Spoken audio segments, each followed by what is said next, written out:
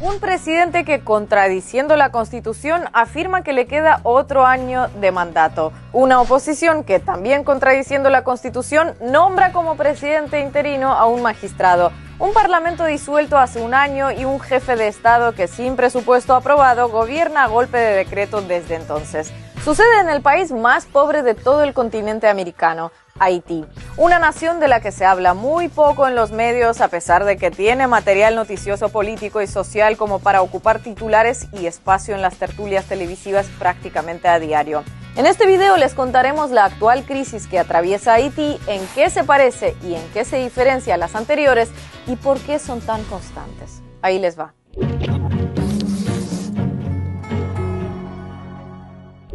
Llamar crisis constitucional a lo que sucede actualmente en Haití es quedarse corto, muy corto, porque se mezcla con acusaciones de golpe de Estado de ida y vuelta, destituciones y nombramientos ilegales y arrestos de altos cargos, entre otros. El nudo gordiano del asunto está en que, según interpretan algunos, el término presidencial de Jovenel Moïse concluyó el 7 de febrero de 2021 y, según otros, concluye el 7 de febrero, pero de 2022.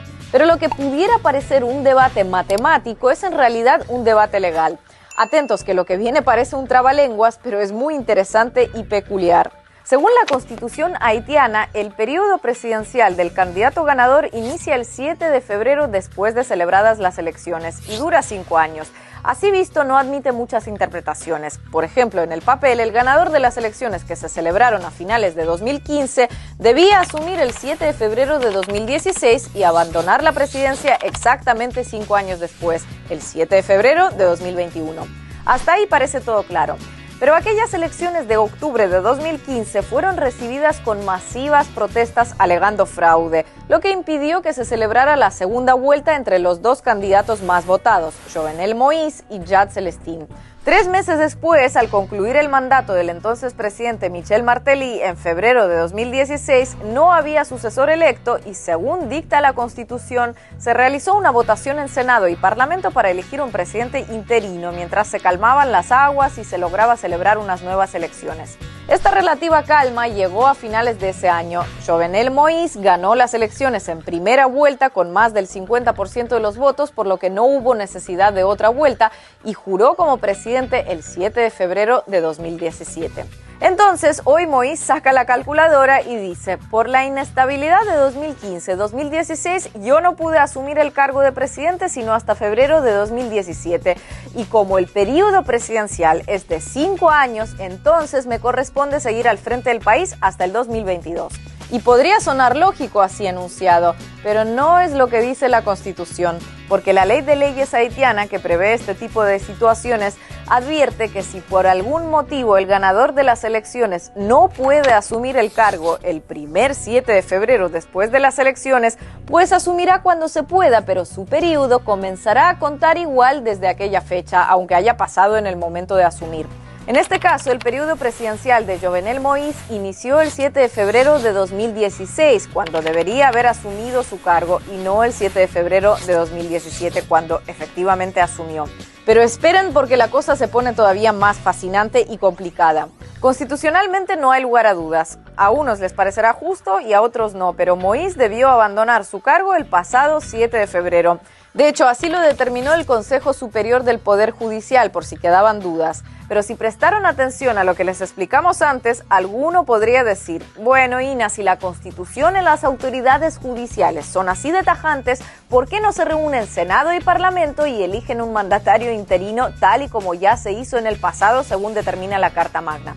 Pues muy fácil, porque Jovenel Moïse disolvió ambos a inicios de 2020, aduciendo que el hecho de que el periodo legislativo concluyera sin que se hubieran celebrado nuevos comicios, porque el Congreso no había aprobado la nueva ley electoral, no era excusa para que siguieran ejerciendo. Es decir, a Senado y Parlamento le aplicó exactamente la lógica contraria que se aplicaría a sí mismo un año después para otorgarse un año más en la presidencia.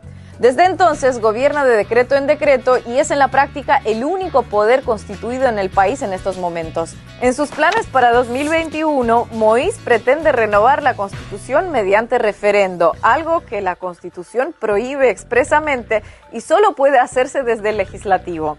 En el nuevo texto constitucional, Moïse buscaría que se incluya la reelección presidencial, aunque la Constitución también prohíbe que un presidente pueda beneficiarse de las reformas que se introduzcan durante su mandato. Ante esta acumulación de violaciones constitucionales, partidos y organizaciones de oposición a Moïse, que abarcan desde parte de la élite conservadora hasta movimientos sociales, nombraron como presidente interino a un magistrado de la Corte Suprema, Joseph Messen Jean-Louis. Nombramiento que tampoco contempla la Constitución. De inmediato, como respuesta, Jovenel Moïse lo destituyó de su cargo de magistrado, junto a otros colegas del mismo órgano a los que acusó de cómplices. Destituciones que, seguro lo adivinan, están expresamente prohibidas por la Constitución, que considera esos cargos inamovibles, salvo excepciones muy precisas. Habrá quien pueda pensar que el presidente o presidente de facto, según prefieran, se lanza a esta carrera montado en una ola de popularidad sin precedentes que le permite este tipo de libertades por el respaldo de las grandes mayorías, pero la verdad que no lo parecen. La corrupción se ha profundizado más, si cabe, durante su mandato, a la par que se disparó la violencia, con un aumento del 200% en los secuestros el año pasado y sin mejoras palpables en los indicadores sociales. Y aunque la victoria de Moïse en 2016 con 56% de los votos puede sonar contundente, para ponerlo en perspectiva hay que tener en cuenta que 4 de cada 5 haitianos prefirieron no acudir a las urnas. En otras palabras, sobre el padrón electoral apenas se alcanzó el 10% de los votos. Un presidente elegido por menos de 600,000 personas en un país de más de 11 millones de habitantes. Llegados a este punto, el comentario clásico es es que Haití es un caos, siempre lo ha sido y lo seguirá siendo, como si se tratara de un asunto de mala suerte o crueldad del destino, cuando no de explicaciones disimuladamente racistas o sin disimular. Una sensación que se ve alentada por el poco tiempo que le dedican grandes medios y voceros de algunos gobiernos e instituciones habitualmente muy preocupados por determinados países, pero extrañamente muy poco por Haití. Y no seré yo quien vaya a pintarles un panorama optimista del futuro del país, que más que optimista sería ingenuo. Pero la dura verdad es que cuando Haití ha querido dejar de ser un caos, no lo han dejado. Después de los casi 30 años de dictadura de la familia Duvalier, lo habitual en Haití han sido golpes de Estado, mandatos interrumpidos y destituciones, para un total de 21 periodos distintos de gobierno en 35 años. Solo René Préval, en 2 ocasiones, pudo completar el mandato constitucional de 5 años de presidencia. En el otro extremo, Jean-Bertrand Aristide fue derrocado por los militares las 2 veces que llegó a la presidencia. El segundo golpe, que sufrió en 2003, se produjo casi al mismo tiempo que la invasión de Estados Unidos a Irak, lo que hizo que fuera doblemente olvidado. La presencia de tropas estadounidenses en Bagdad borró rápidamente de las noticias la participación de Washington en la asonada en Haití. Según el mandatario depuesto, militares de Estados Unidos lo sacaron del país sin su consentimiento. La intervención fue seguida de una serie de misiones de la ONU llegadas para estabilizar el país y que más que estabilizarlo dejaron un reguero de escándalos, incluidos varios episodios de gatillo fácil, abuso sexual, violaciones, tortura y hasta una epidemia de cólera, todo a manos de las tropas internacionales. En el caso de Aristide, además, se cumple al pie de la letra la paradoja haitiana de que cuantos más votos recibe un mandatario, más posibilidades tendrá de sufrir un golpe de Estado durante su mandato. Y cuantos menos, más posibilidades de cumplirlo completo. Una paradoja que no es tal porque el caos y la ingobernabilidad dentro, junto al silencio y la complicidad fuera, son la mejor garantía de que Haití no cambie.